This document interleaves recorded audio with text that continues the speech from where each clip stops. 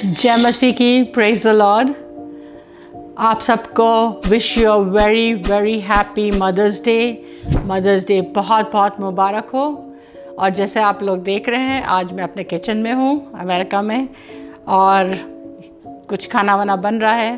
But मैंने ये सोचा कि क्यों ना हम आज शेयरिंग अपने किचन से करें, क्योंकि मदर्स का आधा जीवन किचन में ही गुजरता है। सो लेट्स सी कि ये मदर्स डे का ये कैसे शुरू हुआ, किसने शुरू किया। और ये मदर्स डे एक नेशनल हॉलिडे अमेरिका में मनाया जाता है और ये every second Sunday off the year ये नियुक्त किया गया है मदर्स के लिए, मदर्स को ऑनर करने के लिए, मदर्स को बताने के लिए कि वो कितनी वैल्यूबल हैं। और ये शुरू किया एना जार्विस ने 1907 में, जो फिलाडेल्फिया के रहने वाली थी। और वो अपने डेफिनेटली माँ से बहुत ज़्यादा प्रेम करती थी और उनके ऑनर में उन्होंने ये सोचा कि क्यों ना हम सारी मदर्स के लिए एक दिन नियुक्त किया जाए कि हम लोग उनको अप्रिशिएट करें, उन्हें प्यार दे सकें और सम्मान दे सकें और बता सकें कि वो लोग कितनी वैल्यूबल हैं हमारी लाइफ्स में। तो वो करते करते ये कैंपेन 1907 से लेकर 1914 तक 1914 में प्रेसिडेंट वुडरो विल्सन ने ये मदर्स डे को एक नेशनल हॉलिडे नियुक्त किया और वहीं से शुरू हो गई इसकी परंपरा। पहले अमेरिका में, फिर कनाडा में, और ऐसे करते करते पूरी दुनिया में ये फैल गया। और आज हम लोग सब मदर्स डे मनाते हैं और बहुत गर्व के साथ मनाते हैं, क्योंकि बहुत ही ये इम्पॉर्टेंट डे है अपनी मदर्स को सम्मान देने का। और ये जब शुरू हुआ था तो बहुत हम्बल इसकी शुरुआत थी। इसमें बस मदर को प्यार करना, गिफ्ट्स देना और ये सब, बट ये चलते चलते बहुत कमर्शलाइज्ड हो गया। और आजकल mother's day it's all about flowers and gifts. और ये जबकि एना जार्विस इससे खुश नहीं थी, वो चाहती थी बिल्कुल सिंपल रहे। बट एनीवेज हर तरीका अच्छा है अगर हम लोग ये अपनी प्यार को फैला सके अपने माँ तक। और ये क्योंकि सिर्फ गिफ्ट्स, फ्लावर्स और ये सब चीज़ें ही नहीं है माँ के लिए उस mothers deserve much more than just flowers and gifts. तो मदर्स क्या क्या डिज़र्व करती हैं? तो first of all mothers respect deserve करती हैं, कि हम लोग उनको रिस्पेक्ट करें। क्योंकि इवन बाइबल में लिखा है Exodus 20, honor your father and your mother, which is the first commandment, and it is connected with a promise. Promise क्या है? That it will be well with you and you will live well on the earth. तो parents को honour करना हमारा first commandment है, जो हमें ओबे करना है। एंड उससे एक प्रॉमिस जुड़ी हुई है। अगर हम पेरेंट्स को, स्पेशली मॉम को ऑनर करते हैं तो हम इस जीवन में अच्छे से रहेंगे और लॉन्ग रहेंगे। ये प्रभु का वचन है। एंड फिर हमें पेरेंट्स को ओबे करना है, स्पेशली माँ। जब से हम पैदा होते हैं और जब से हमारी शादी नहीं हो जाती है तो माँ हमेशा तालीम देती रहती है, अच्छी अच्छी बातें बताती हैं, बाइबल से, अपनी लाइफ एक्सपीरियंस से बहुत कुछ तालीम सिखाती हैं, ताकि हम लोग बड़े होकर उस पर अमल करें, उसके अनुसार चले तो हम लोग प्रॉब्लम्स से बचेंगे। कई चीज़ें हम लोग को माँ बताती है जो बाकी संसार के लोग नहीं बता सकते।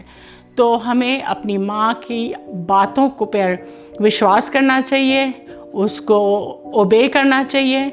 ये बाइबल में भी लिखा है, कोलोशियंस 3 और 20 में अगर आप पढ़ेंगे तो उसमें लिखा है, चिल्ड्रन ओबे your parents for this is right. बच्चों को अपने पेरेंट्स का आज्ञा मानना है, ये बाइबल में लिखा है। और जो बच्चे माँओं का, फादर्स को ओबे करते हैं, उनका कहना मानते हैं, उस पर अमल करते हैं, वो अपनी लाइफ में देखते हैं कि कितनी मुसीबतों से वो बचते हैं और प्रभु उनको कितनी आशीष देते हैं। इसलिए हम लोग चाहते हैं कि माएँ अपने बच्चों को संडे स्कूल में लाएं, चर्च में लाएं, ताकि जो माँ मिस कर जाती है घर में बताना, वो हम लोग सोसाइटी, चर्च तालीम देकर बच्चों को सिखा सकते हैं।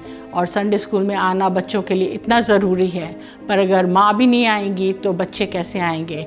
इसलिए बच्चों को माँ के साथ माँ का कहना मानना चाहिए, और माँ जब कह रही है कि आज चर्च जाना है, संडे स्कूल जाना है, तो माँ के साथ ज़रूर चर्च आएँ। और आप अपने जीवन में देखेंगे प्रभु आपको कितनी आशीष देता है। फिर अफेक्शन, लव एंड अफेक्शन, हमें माँ को बहुत प्यार देना है। हम सब अपनी माताओं से बहुत प्रेम करते हैं, पर हम लोग अक्सर अपने संसार में, वर्क में, पढ़ाई में इतना बिज़ी हो जाते हैं कि हम लोग भूल जाते हैं कि माँ को हम लोग ने बताया नहीं, जिक्र ही नहीं किया कि हम कितना प्यार करते हैं। उससे शर्माइए नहीं, उसमें कोई बुराई नहीं है। माँ को बहुत अच्छा लगेगा जब आप कहेंगे कि माँ, मैं आपसे बहुत प्यार करता हूँ या बहुत प्यार करती हूँ, आई लव यू मॉम। और कई बार हम लोग दूर रहते हैं, तो इस दूरी को हम लोग आजकल इतना मीडिया के वजह से, फ़ोन के वजह से हम लोग इतने नज़दीक हैं पेरेंट्स के। इवन जैसे मेरी मम्मी एक कलकत्ता में है, इंडिया में है, पर मदर्स डे में और ऐसे भी हमेशा फ़ोन के द्वारा हम लोग इन टच रहते हैं। उनको बताते हैं कि उनकी प्रॉब्लम्स सुनते हैं, और उनको बताते हैं कि कितना मिस करते हैं उनको और कितना प्यार करते हैं, वो कितनी वैल्यूबल है हमारी लाइफ में। भले ही फिज़िकली हम लोग इतने दूर हैं, पर हमारा दिल जुड़ा हुआ है। तो आज मदर्स डे में अपने फ़ोन उठाइए, टेक्स्ट करिए, हैप्पी मदर्स डे बोलिए, या कॉल करिए, बात करिए और बोलिए कि आप कितना प्यार करते हैं अपनी माँ से। प्रभु आप सबको बहुत आशीष देगा। और इसके बाद केयर करना ना छोड़ें। बाइबल में लिखा है कि हमें अपने पेरेंट्स को ध्यान रखना है, अंत तक पेरेंट्स का साथ रखना है। कई बच्चे जब बड़े हो जाते हैं, दूसरे देशों में चले जाते हैं और दूसरे शहरों में चले जाते हैं, हम अपने पेरेंट्स का केयर नहीं कर पाते, पर हमें उसका इंतज़ाम करना चाहिए। हमें देखना चाहिए कि हमारे पेरेंट्स ठीक से देखभाल उनकी हो रही है कि नहीं, कोई उनके पास है कि नहीं। इसमें ही प्रभु की आशीष है। प्रभु आप सबको बहुत आशीष दे। और हम माताओं के लिए बहुत बहुत जिक्र है बाइबल में। कई माताओं का जिक्र है, ओल्ड टेस्टामेंट से लेकर न्यू टेस्टामेंट में।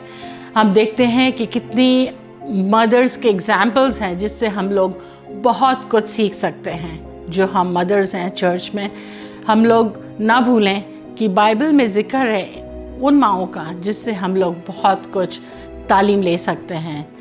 हन्ना का जिक्र है जिसके पास बेबी नहीं था, और वो इतनी व्याकुल थी कि उसके पास एक बच्चा हो जाए, और उसने अपना फेथ नहीं छोड़ा, उसने अपना भरोसा नहीं छोड़ा। हमेशा वो दुआ करती रहती थी, मंदिर में जाकर वो प्रभु के चरणों में मांगती रहती थी, प्रभु हमें एक बच्चा दे, और वो बच्चा जब भी होएगा तो हम मंदिर को अर्पण कर देंगे।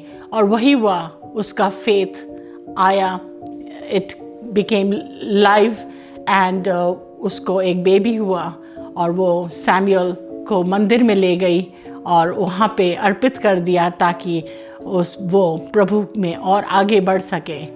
और हमें भी अपने बच्चों को प्रभु में आगे बढ़ाना है, तालीम देनी है, ताकि वो आगे जाकर प्रभु की सेवकाई में लगे और प्रभु में, और भले ही वो प्रीचर ना बने पर एक अच्छे क्रिश्चियन बन सके।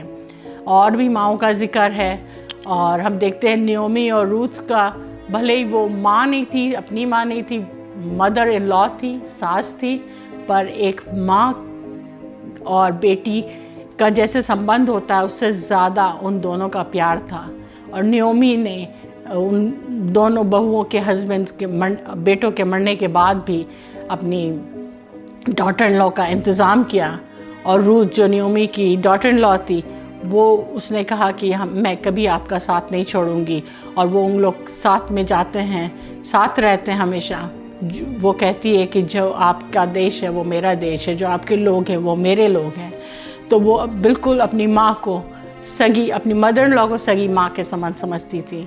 और फिर हम लोग देखते हैं पूरी कहानी कि कैसे बोआज के साथ शादी होती है, और ओबेद उनका जो बेटा होता है वो ग्रेट ग्रैंडफादर ऑफ जीसस और खुद Ruth great grand mother of Jesus बनती, कैसे वो लीनिएज मिल जाती है। तो ये सब बहुत आशीष की वचन है। और प्रभु में हम देखते हैं कि कैसे कैसे लेडीज़ ने अपना जीवन सैक्रिफाइस करके और प्रभु में वो बनी रहीं और उनके वंशज को कितनी ब्लेसिंग्स मिली। और लास्ट में न्यू टेस्टिमेंट में भी बहुत माँओं का जिक्र है, but Mary mother of Jesus सबसे ज़्यादा वैल्यूबल उनकी लाइफ टेस्टिमनी है कि कैसे वो बचपन से लेकर और यीशु मसीह के क्रूस पे जाने तक how she was with her son and कभी ने उन्होंने जीसस को छोड़ा नहीं। उनको मालूम था कि इनकी क्या मिनिस्ट्री है, ये बहुत ग्रेट पर्पस के लिए इस संसार में भेजे गए हैं। उन्होंने कोई कसर नहीं छोड़ी जीसस को तालीम देने में। जीसस को सारे कमांडमेंट्स मालूम थे, सारे लॉज मालूम थे और उन्होंने अपना जीवन वैसे ही चलाया जैसा परमेश्वर चाहते थे उनको। और इन माँ ने, मैरी ने कोई कसर नहीं छोड़ी कि उनकी तालीम में कोई कमी हो और हमेशा साथ साथ रहती रही जीसस के। उनके जब वाटर से वाइन बनाने में फर्स्ट मिरेकल में भी वो साथ थी और उन्होंने कहा कि बेटा मिरेकल वाटर को वाइन बना दो, तो जीसस ने कहा woman my time is not yet come. Woman उस ज़माने में बड़ा प्यार से बोला जाता था, जैसे हम लोग मैडम बोलते हैं आजकल। तो उस ज़माने में, उस कल्चर में वुमन बोलना बुरा नहीं था। तो उस समय मैरी समझ गई कि अभी उनका वक्त नहीं आया है। बट आप जानते हैं कि कैसे कैसे वो इवेंट हुआ और वाटर इनटू वाइन टर्न हुआ। एंड ये मैरी का योगदान था जो उनने एक्साइट किया जीसस को फर्स्ट मिरेकल परफॉर्म करने में। और ऐसे ऐसे कितने सारे मिरेकल्स होते गए एक के बाद एक, और एक माँ का सपोर्ट था अपने बेटे के लिए। और देखते हैं लास्ट में जब क्रूस में वो फाइनल अपना जब समय बिता रहे थे तो कैसे मरियम सब सह रही थी प्रभु यीशु मसीह की जो जितना प्रॉब्लम था, जितना उनको टॉर्चर किया जा रहा था और उनकी जान जब जा रही थी, ये सब कुछ अपने हृदय में अकेले सह रही थी। And how she bore everything in her heart. और फिर यीशु मसीह ने भी as a first born of the family अपना फ़र्ज़ निभाया और मरियम को अपने डिसाइपल जॉन के हवाले कर दिया। वो ऐसे भी जा सकते थे but he took care of his mom. उन्होंने अपनी माँ का केयर किया और एक पूरा इंतज़ाम किया कि उनके जाने के बाद उनकी माँ की देखभाल हो सकती है, और जॉन के सपूत कर दिया। एंड उन्होंने एज अ फर्स्ट बॉर्न अपना फ़र्ज़ निभाया और उनको सारे कमांडमेंट्स मालूम थे। Honour your father and your mother, वो फुलफ़िल हो रहा था वहाँ पे। और उन्होंने आशीष दी और अपने माँ को अच्छे हाथों में छोड़ा। हम लोग बहुत लेडीज़ हैं जिनके बारे में सीख सकते हैं, but let us all come together और हम लोग और सीखे बाइबल से कि वचन क्या चाहता है हमें करना। वचन कैसे लेडीज़ को चाहता है कि हम लोग कैसे ग्रूम हों, कैसे अपने बच्चों का टेक केयर कैसे अपनी फैमिली को संभालें, और ओवरऑल एक पूरे चर्च फैमिली में कैसे हम लोग एक स्ट्रॉन्ग पर्सनालिटी होकर कि प्रभु के लिए हम लोग क्या कर सकते हैं। हम लोग सब लोग प्रीचर्स नहीं हैं, सब लोग सिंगर्स नहीं हैं, सब लोग म्यूज़िक नहीं बजा सकते हैं, पर अपनी गवाही से हम लोग एक दूसरे को शेयर कर सकते हैं कि प्रभु ने हमारे जीवन में क्या किया, और उस गवाही से बहुत लोग को आशीष मिल सकती है। एंड आज मैं यही कहना चाहती हूँ कि मदर्स डे में let's all share life experiences, और हम लोग के साथ प्रभु ने कितना हम लोग को साथ दिया है, हमारे जीवन में क्या चेंजेस आए हैं, ये शेयर करें एक दूसरे को। और अपनी माँओं को विश करना ना भूलिए, बताइए कि वो आप कितनी प्यारी हैं और आप कितनी इज्जत करते हैं अपने माँ को।